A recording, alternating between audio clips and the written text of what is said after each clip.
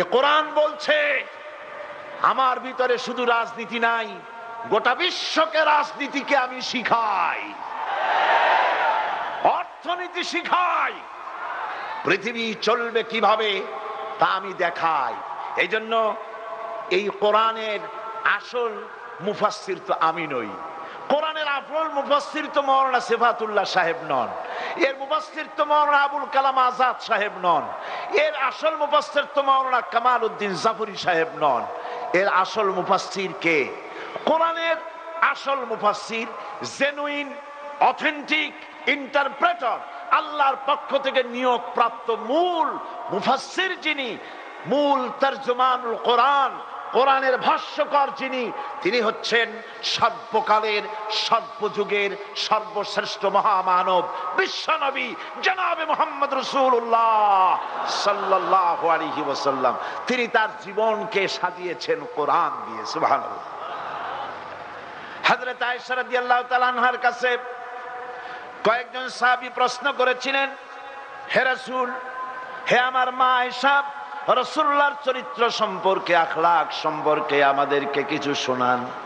আমাদের মা উম্মুল মুমিনিন, সমস্ত বিশ্বাসীদের মা হযরতে আয়েশা বলেন, ও সাহাবীরা, তোমরা কি কোরআন পড়ো নাই?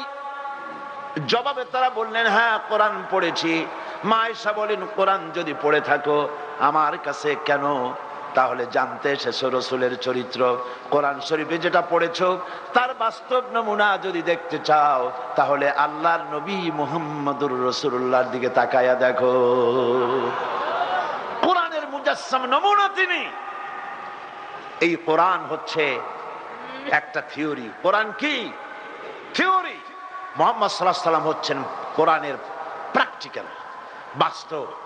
থিওরি আর প্র্যাকটিক্যাল দুটি জিনিস কি এক? দুটি জিনিস এক।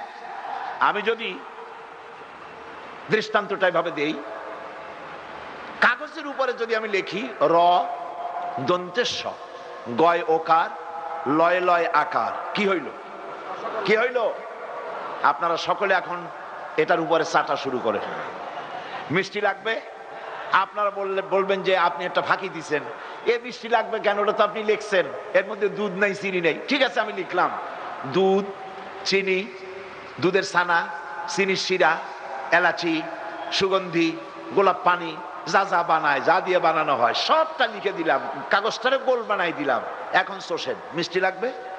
লাগবে না, কারণ আপনি থিওরি চুষতেছেন। কি চুষতেছেন? থিওরি।